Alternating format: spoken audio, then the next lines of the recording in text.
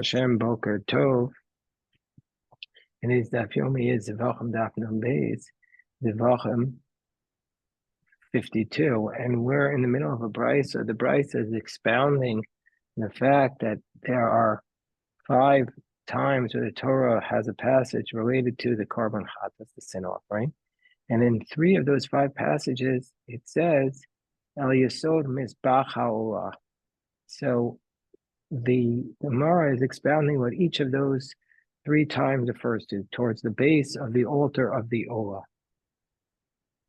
And so the Gemara is now in the middle of that brisa, so we're 2 lines from the top, and so the Gemara says, maybe it means, Eno Elam Mizbach Shel Olah Yel Yesod. Maybe the brisa means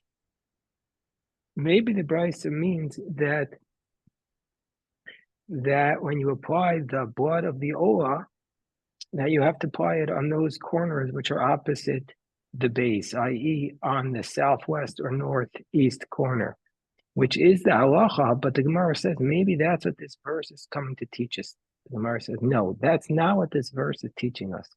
Miksiv al Yesod ha'olah, which would imply that it relates specifically to the Olah. It says al Yesod mizbach ha'olah ksiv. It says to the base of the altar of the Olah, which teaches us not that it's referring to the fact that the Olah needs to be applied opposite the base, but that all the korbanos that are brought outside the base of Mikdash, that the remnants of their blood has to be poured towards the base of the altar, the Shirayim. So the Gemara says, and the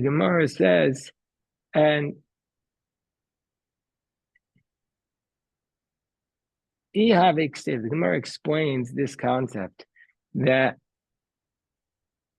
the Gemara says, if it would have written El Yesod HaOlah, if it had just said towards the base of the Olah, Hava Amina, I would have thought Bizikifa, that the blood that was poured should have to be, or the application of the Olah should have to be on the Zikifa of the Yesod, on the vertical part of the Yesod. The Yesod is 1 amma by 1 amma. That's a base at the base of the altar protruding.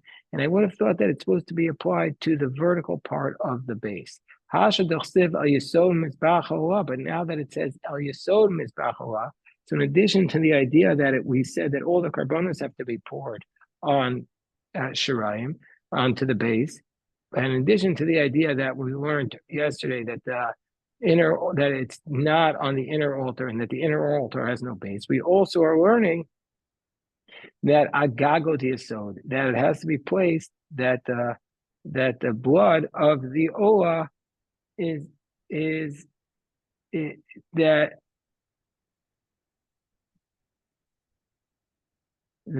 that's the part of the yesod that it's supposed to be applied to or poured on, the gag of the yesod, the top of the yesod, the part that's lying down.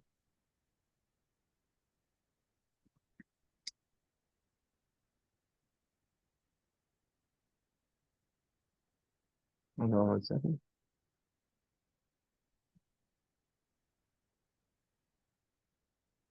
So the Gemara asks, hold on 1 second.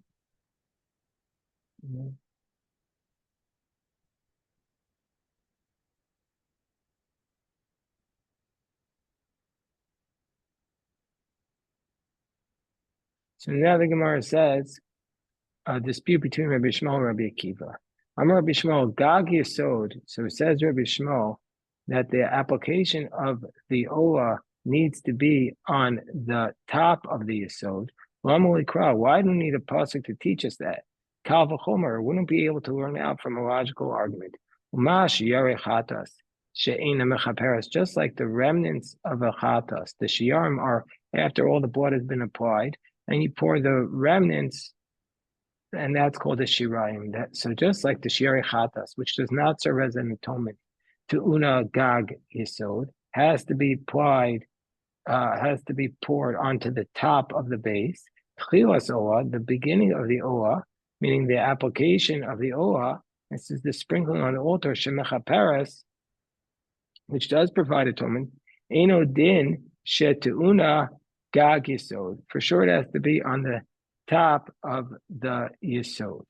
So the Gemara says, Amar Rabbi Akiva gives a different kavachomer. He says, Umash yarei chatas she'ein mechapim, just like the remnants of the chatas that do not provide an atonement, the ein ba'al mechaper, and they don't come to provide an atonement. The Gemara is going to say that that's what's the difference here between Rabbi Akiva and Rabbi Shmuel. Tu'una gag yisod.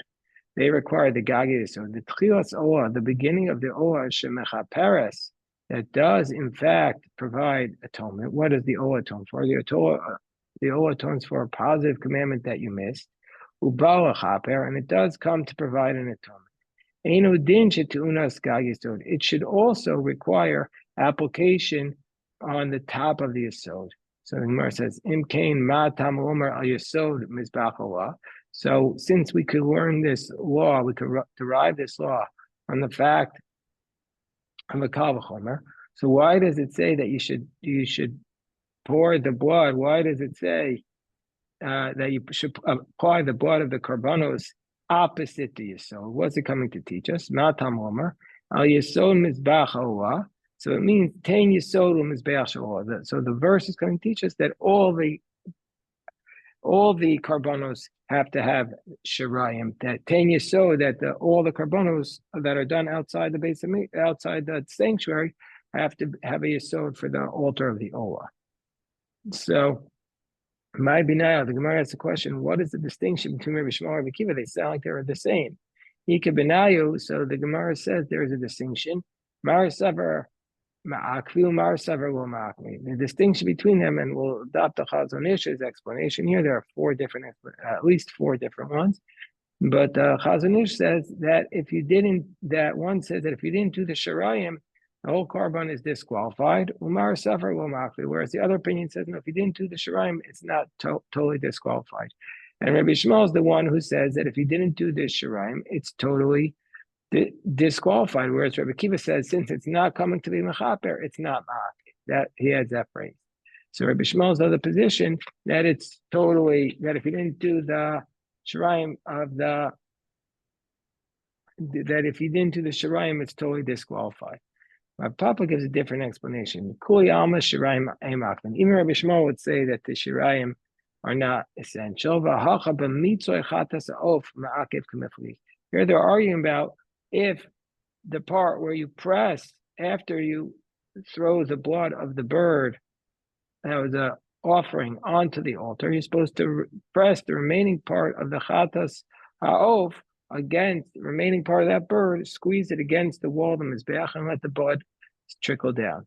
So that's what they're arguing about. If that part that's called mitzoi, if that is essential, mar savar ma'akev, Rabbi Shmuel says it's essential, mar savar lo ma'akev, which Rabbi Akiva says it's not. And Tanya Kavasi to Rav Papa. And in fact, we have a brayso that supports the position of Rav Papa because it says, what's Rav Papa's position? He's saying two things. He's saying that Rabbi Shmuel says that Shirayim are not ma'akev, but that mitzoi is ma'akev. So we have a brayso that supports the position of Rav Papa because it says in the pasuk, "V'eskol dam apar," and here we're referring to the Kohen who is anointed, the Kohen Gadol. It says if he would commit a mistake accidentally, it says all the blood he should pour. He could have just said "V'eskol hadam yishpoch."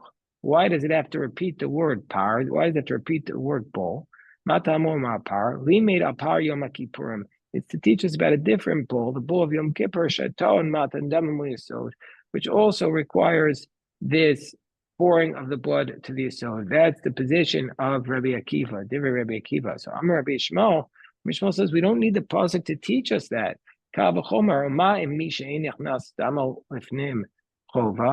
Just like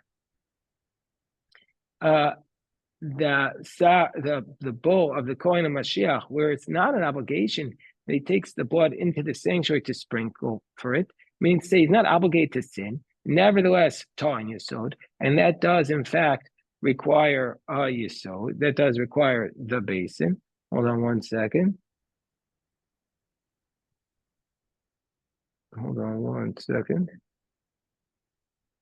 And that does require it does, so just like telling you, so that requires the base. The power of Yom Kippur, where it is obviously the case that it has to go, the blood has to be brought in. Meaning it's not only if you sin, it always goes in Yom Kippur.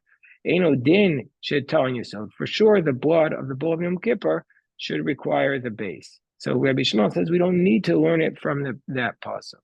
So Amar Rabbi Kiva, Ma mi she'in damo nechnas l'fnei l'fnim ben l'chova ben l'mitzvah tanya sod. Rabbi Kiva says also, just like one whose blood does not go in, whether it's a chova or whether for a mitzvah requires the base, i.e. a regular chatas. Misha nichnas damo chova l'fnei l'fnim, one that for sure goes in and it's obligated to go in, i.e. the bull of the Kohen Mashiach, din shetanya sod, for sure to require a sod. Yachol yakvenu. I might think that if you didn't pour the blood of Yom Kippur on the base, it will be ma'akev, will be disqualified. It says at the end of that passage in Parashas Achrimos, and he completed the atonement. Shamu kol kaparos kulan, divrei Rabbi Shmuel. Rabbi Shmuel said he has completed all of the atonements. We see from here that Rabbi Shmuel's other position, and this is supporting what Rav Papa said, that the Shirayim are not ma'akev. But the Gemara continues with the Braisa, even though the proof has been made. Boker Tov, Jeff.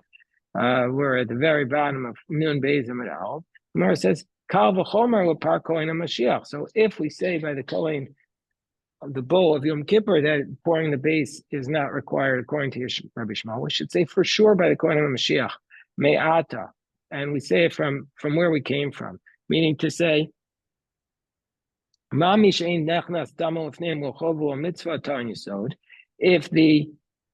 the blood of the sin offering of the chatas yachid, which never goes in, you're not allowed to go in, and it requires pouring on the base.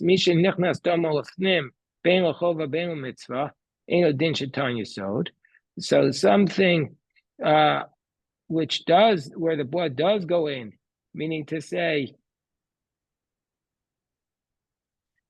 the power Kohen Mashiach, when you have to bring the power Kohen Mashiach, that when you have to bring it in, you do bring it in. The power of the power of the Nasi, that when you have to bring it in, you bring it in.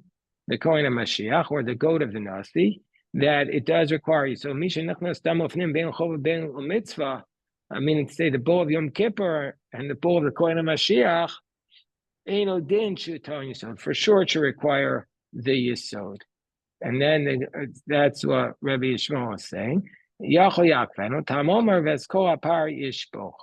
But I might think v'eskol apar yishboch. I might think it's required. No, because the pasuk says v'eskol dam apar yishboch. From the fact that it says same language, it's called dam apar yishboch. So from the language it uses, it teaches us Nitko Akosov say that the Torah puts it in a positive commandment, but also Shiari Mitzvah and makes it Shiari Mitzvah.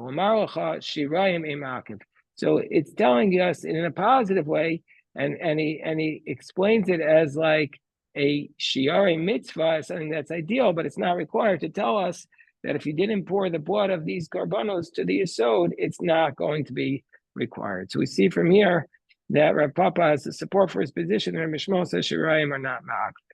Mar says, is it really the case that Rabbi Shmuel says Shirayim are not ma'akvim? V'atan dvei Rabbi Shmuel, v'nishar badam yimatzei. V'nishar yimatzei, v'she'eno nishar lo yimatzei. It says the remaining part of the blood of the chatas oaf, you have to squeeze. And so why don't we learn out from that whatever is left you squeeze, v'she'eno nishar, it doesn't require imatze. It doesn't require squeezing. And so we see from here that the mitzvah, the squeezing of the chatas ha'of, is not required. And so how could Rabbi Yishmael say, how could Rabbi Papa say that Rabbi Yishmael says the machokas that we saw above was about whether or not the pressing of the bird is required, that Rabbi Yishmael says it's required, when here we says it's not. So the Gemara answered that question by saying, Trei Tainoi I'll leave with Rabbi Yishmael. There's a dispute amongst what Rabbi Shmuel says. One says Rabbi Shmuel says the pressing of the bird against the carbon is required, against the altar is required. The other says it's not. Or top of Nun Beis, I'm a Beis on the second line. I'm a Rami Bar Chama. Hi Tana Savar Shirayim Akli. Remember that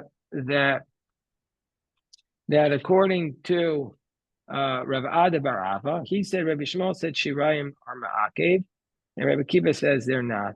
Whereas Rav Papa said no, Rabbi Shmuel says Shirayim are not Ma'akev. So now Gemara says that Rami Bar Chama says, I'll bring you a Tana who says that the Shirayim are Ma'akev. The Tanya, because we learned in the Brisa, HaKohen HaMechateh Osa, it says in the pasuk, speak to Aaron and his children more. This is the law of the sin offering. In the place where you slaughter the oil, you shall slaughter the chatas of Hashem. And the Kohen who applies the blood, yochalenem b'makom kadosh, shall eat in the holy place. Te'achel b'chatzar ol moed. So it says, HaKohen HaMechateh Osa. What do we learn from the word Osa? Shenitan damo amala.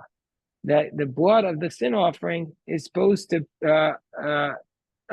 the word osa is coming to say that is the only one osa shenitan damo amala, meaning to say the blood of the sin offering is what's placed above. But below osa shenitan damo amata, but not which blood, meaning to say which is kosher and can be eaten, only the chatas where the blood was placed above. But if the blood was placed below the middle point of the altar, then it's not going to be able to be eaten by the Kohen. So that the place of the application of the blood is ma'akev, is required. The Tanya, Kohen HaMechateh. So Amris, so the Gemara says, why do we need this teaching at all? Why do we need a pasuk to tell us this? Couldn't we have derived it from a Kal V'chomer? What's our source? Don't we have a general rule? Shenemar v'dam zivachecha yishafech al mizbeach. It says, you shall pour the blood of your altar onto the blood of your sacrifice onto the altar. And from the fact that Torah says yishafech, it implies one application on the altar. That'll be permitted. And this teaches us the general principle which we established already in our tractate. That this teaches us the idea that if there's something which requires 4 applications, and you did one, it's going to be sufficient. I might think also if there was those offerings which were supposed to be placed above, i.e. the chatas, and you placed it below, it would also be sufficient. Vidinu, and can't we derive from a Kal V'chomer? Nemra damim l'mala, v'nemra damim l'mata. It says that there are some bloods which are placed above, i.e. the chatas behema, above on the altar on the top part, v'nemra damim l'mata, and there are some bloods that are placed below, i.e. the blood of the sin offering of the bird, the chatas of. Just like the blood that was below, i.e. the chatas ha'of, if it was placed above, it does not provide an atonement. Like we are going to learn on Daf Samach Vav, because it says chatas, he teaches us that if you change anything, it's disqualified. So too, the blood that is placed above, the chatas behema, if you put it below, it should not provide an atonement.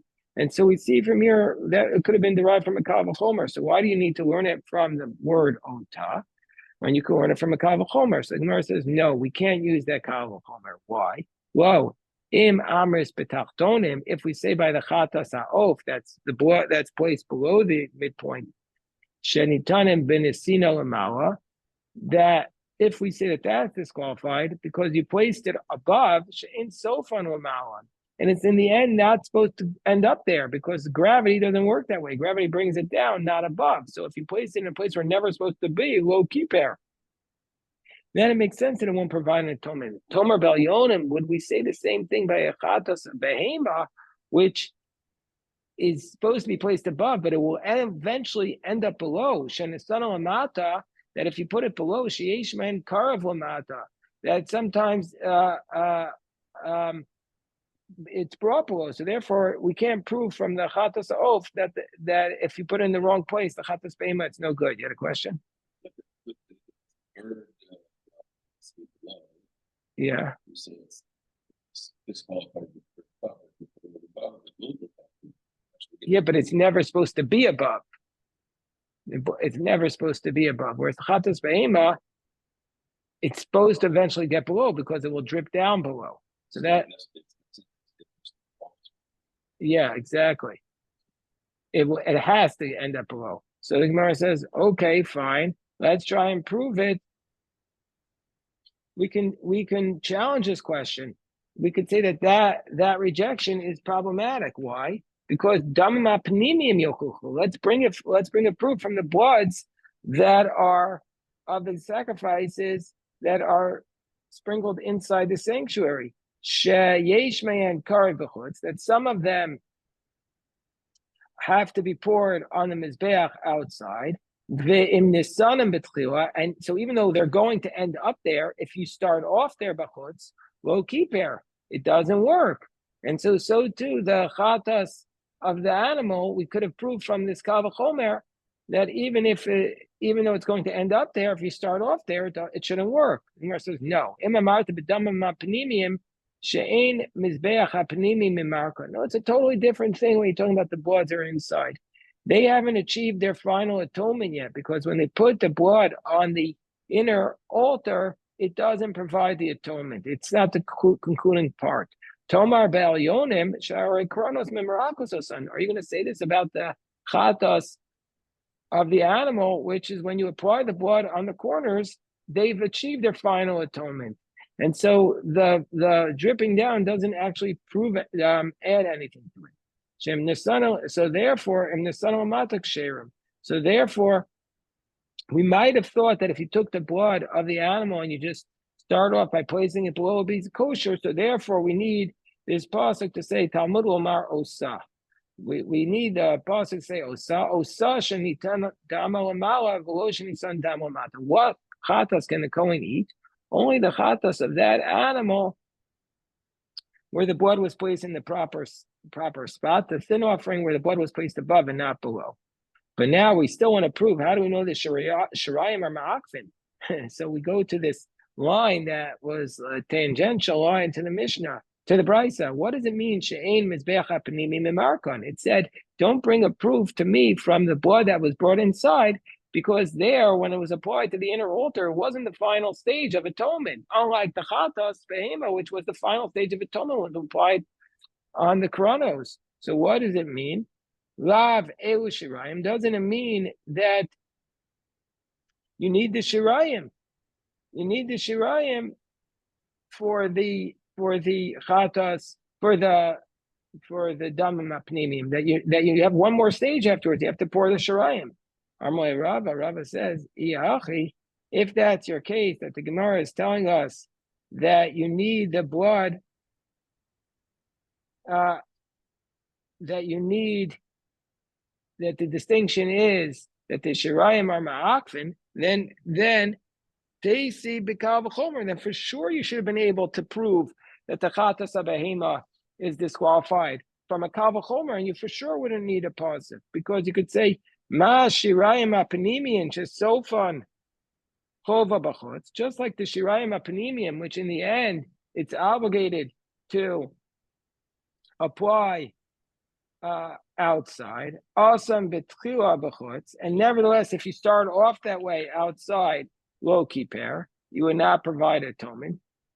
Nisan amala, the animal that's above, she'ain sofan chova mata, where there's no obligation for the remnants on the bottom part. If you start up and beginning below, for sure it should not provide atonement. So for sure we need a pasuk.